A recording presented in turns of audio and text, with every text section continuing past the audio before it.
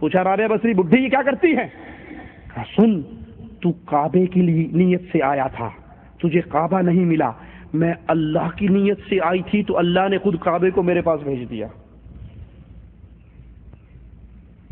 خواجہ کا دیوانہ جس دن سے میں ہو گیا اس دن سے ہو گیا کردار صاف میرا، کعبہ بھی کر رہا ہے آ کے طواف میرا۔ جب ان کے کہتے بقول ان قوالوں اور صوفیوں کے جب کردار صاف ہو جاتا ہے تو کعبہ ان کا طواف کرتا ہے، جب تک کردار صاف نہیں ہوتا یہ کعبے کا طواف کرتے ہیں۔ ابراہیم خلیل اللہ کا کردار صاف تھا یا نہ تھا؟ انہوں نے کعبہ بنا کے طواف کیا یا نہ کیا؟ اسماعیل علیہ السلام نے کیا، محمد علیہ السلام نے کیا، آپ کے صحابہ نے کیا، نعوذ باللہ ان میں سے کسی کا کردار صاف نہیں تھا؟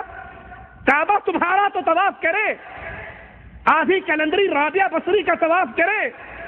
اے دنیا شرک، میرے ایک چھوٹے سے سوال کا جواب دے دو۔ جب محمد کریم 1400 صحابہ کو لے کر عمرے کی غرض سے آئے تھے اور حدیبیہ کے مقام پہ روک دیا گیا تھا اور آپ اپنے سفیروں کو بھیج رہے تھے، سیدنا عثمان کو بھی بھیجا تھا، عثمان جاؤ اہل مکہ سے کہو ہم جنگ کی نیت سے نہیں آئے، ہم تو بیت اللہ کا طواف کرنے کے لیے آئے ہیں۔ کفار مکہ نے کہا تھا، قریشیوں نے کہا تھا عثمان تجھے اجازت ہے، تو جا کر بیت اللہ کا طواف کر سکتا ہے، اور سیدنا عثمان نے کہا تھا اللہ کی قسم میں اس وقت تک بیت اللہ کا طواف نہیں کروں گا جب تک محمد میرے ساتھ نہیں ہوں گے صلی اللہ علیہ وسلم۔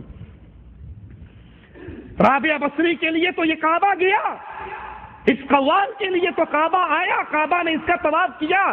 محمد علیہ السلام کے طواف کے لیے کعبہ کیوں نہیں آیا؟ چلو محمد علیہ السلام کچھ کلومیٹر دور تھے نا، حدیبیہ کے مقام پہ تھے، یہ تو عثمان مکہ کے اندر موجود تھے۔ اور ان سے بڑھ کر کردار کس کا صاف ہوگا؟ جس کو رسول کریم نے بے بہا مرتبہ کہا تھا، اور ایک مرتبہ تو یہاں تک کہا تھا قد یا عثمان ما ضر عثمان ما عمل بعد اليوم قد، آج کے بعد جو جی میں آتا ہے کرو، تیری جنت کی گارنٹی ہو گئی ہے۔ اس کعبے نے آ کر اس عثمان کا طواف کیوں نہیں کیا کہ عثمان انکار کر رہے ہیں میں اپنے نبی کے بغیر طواف نہیں کروں گا، تو کعبہ خود ہی طواف کر لیتا کہ تو میرا نہ کر میں تیرا کر رہا ہوں، درجہ بلند ہو گیا۔ انا للہ و انا الیہ راجعون۔ قوال کہتا ہے میلے میں تیرے گھومنے آتے ہیں فرشتے، میلے میں تیرے گھومنے آتے ہیں فرشتے۔ ہاں وہ گھومنے آتے ہیں، انتظار میں ہوتے ہیں اللہ کا کب اجازت ملے تو اسی پر کوڑے برسائیں اللہ کے عذاب کے۔ میلے میں تیرے گھومنے آتے ہیں فرشتے لیکن آج تک کسی نے دیکھا بھی نہیں ہے، تو خبر تجھے بی بی سی والوں نے دی کیا؟ میلے میں تیرے گھومنے آتے ہیں فرشتے لیکن آج تک کسی نے دیکھا بھی نہیں ہے، آنکھ والا ہی دیکھے تیرا جلوہ میرے صابر۔ میلے میں تیرے گھومنے آتے ہیں فرشتے، میلے میں تیرے گھومنے آتے ہیں فرشتے لیکن کسی نے آج تک دیکھا بھی نہیں ہے، آنکھ والا ہی دیکھے تیرا جلوہ میرے ساتھ۔ اب یہ بتاؤ جب کسی نے دیکھے بھی نہیں تو کیا قرآن میں خبر ہے کہ صابر پیا کے میلے میں فرشتے آتے ہیں؟ قرآن میں اس کی خبر، رسول کریم نے بھی اس کی خبر نہیں دی۔ دو ہی ہمارے پاس ایسے ہیں نا جو غیب کی خبر، یا اللہ کا قرآن یا اللہ اپنے رسول کے ذریعے وحی کر کے بتاتا ہے، تیسرا ذریعہ تو نہیں۔ اب دنیا میں تم کہتے ہو کسی نے دیکھا بھی نہیں، پھر یہ خبر کہاں سے ملی؟ وہ کہتے ہیں جی معرفت کی باتیں آپ کو سمجھ نہیں آ سکتی۔ آپ نے دیکھا ہو اکثر عید میلاد پہ بڑی خوبصورت کرسی سجی ہوئی ہوتی ہے، انڈیا پاکستان میں جب میلاد کا جشن ہوتا ہے تو کرسی بڑی پیاری خوبصورت بنا کے خالی پڑی رہتی ہے۔ کسی سے پوچھو بھائی یہ کرسی کیوں ہے؟ کہا آپ کو نہیں پتا، یہاں اللہ کے رسول نے آ کر بیٹھنا ہے، یہ ان کے لیے سجی ہے۔ وہ ایک ہمارا جیسا کوئی گیا ہوا تھا، اس نے کہا سر یہ کرسی کیوں سجی ہوئی؟ کہا بھی اللہ کے رسول صلی اللہ علیہ وسلم آئیں گے، اور پھر وہ درود پڑھتے نا، آ گئے تاج والے کا، اچھا جب آئیں تو ذرا مجھے بھی دکھا دینا، میں بھی دیکھوں گا اپنے نبی صلی اللہ علیہ وسلم کو، دیکھ کر صحابی کا شرف پالوں گا۔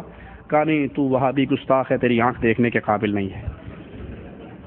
اس نے کہا اچھا ٹھیک ہے میری آنکھ بڑی گستاخ ہے، میں اپنی آنکھیں بند کر لوں گا، میرا ہاتھ لگوا دینا کہ اللہ کے نبی صلی اللہ علیہ وسلم بیٹھے۔ میلے میں تیرے گھومنے آتے ہیں فرشتے لیکن آج تک کسی نے دیکھا بھی نہیں ہے، آنکھ والا ہی دیکھے تیرا جلوہ میرے صابر۔ وہ پاکستان کا ایک جھوٹا نبی کذاب گوہر شاہی، اس نے بھی کہا تھا کہ وہ کتاب میرے پاس اس کی موجود ہے کہ میری شبیہ دو جگہ پہ، میرا چہرہ دو جگہ پہ آ چکا ہے، چاند میں بھی آ چکا ہے، حجر اسود میں بھی آ چکا ہے، لیکن وہ نہ جھوٹے کو نظر آئے گا، نہ منافق کو نظر آئے گا، نہ بے عمل صوفی کو نظر آئے گا۔ کیا مطلب؟ جو یہ کہے چاند میں گوہر شاہی کا جلوہ نہیں ہے، اس کا مطلب ہے یہ جھوٹا بھی ہے، یہ منافق بھی ہے، یہ بے عمل بھی ہے۔ تو جس نے تین فتوے لگانے ہر کوئی کہتا ہے جی بالکل واقعی آپ کا منہ ناک داڑھی سب نظر آ رہا ہے وہاں پر۔ آتے ہیں لیکن ان کو دیکھتا کون ہے؟ آنکھ والا ہی دیکھے تیرا جلوہ. پھر کہتا ہے ایسی کرامت تو دیکھیے، پیر صاحب کی کرامت بیان ہو رہی کہ ایسی کرامت تو دیکھیے اپنے جنازے کی پڑھائی نماز بھی. نیاز مند وہی بے نیاز بھی، اچھا ہوا کہ رہ گیا پردے میں راز بھی. بعد از وفات سے کرامت تو دیکھیے، بعد از وفات سے کرامت تو دیکھیے، اپنے جنازے کی ہے پڑھائی نماز بھی. آنکھ والا ہی دیکھے تیرا جلوہ میرے.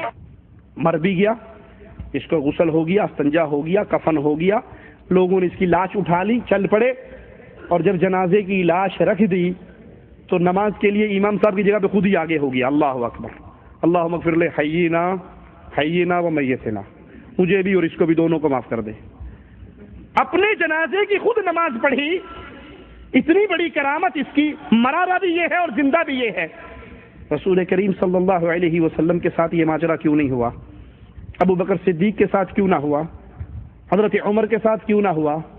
حضرت عثمان کے ساتھ کیوں نہ ہوا؟ کیوں حضرت عثمان رضی اللہ عنہ کا جسد مبارک اتنے دن باہر پڑا رہا؟ کیوں نہ انہوں نے اپنے جنازے کی خود ہی نماز پڑھا کے دفنا بھی دیتے؟ وہی معرفت کی بات ہے. اشرف علی تھانوی صاحب لکھتے ہیں اپنے نانا کے بارے میں کہ ہمارے نانا حج پہ جا رہے تھے، راستے میں ڈاکو پڑ گئے. ڈاکو جب پڑے تو انہوں نے مار دیا، لوٹ لیا، سب کچھ قتل ہو گئے. ادھر قتل ہو گئے اور ادھر آدھی رات کو گھر میں تشریف لے آئے، مٹھائی کا ڈبہ بھی ساتھ لے آئے. مٹھائی کا ڈبہ لائے کہنے لگے کسی کو نہ بتانا، ہر جمعرات کی رات کو آیا کروں گا. بیگم صاحبہ نے وعدہ کر لیا آئندہ کسی کو نہیں بتاؤں گی.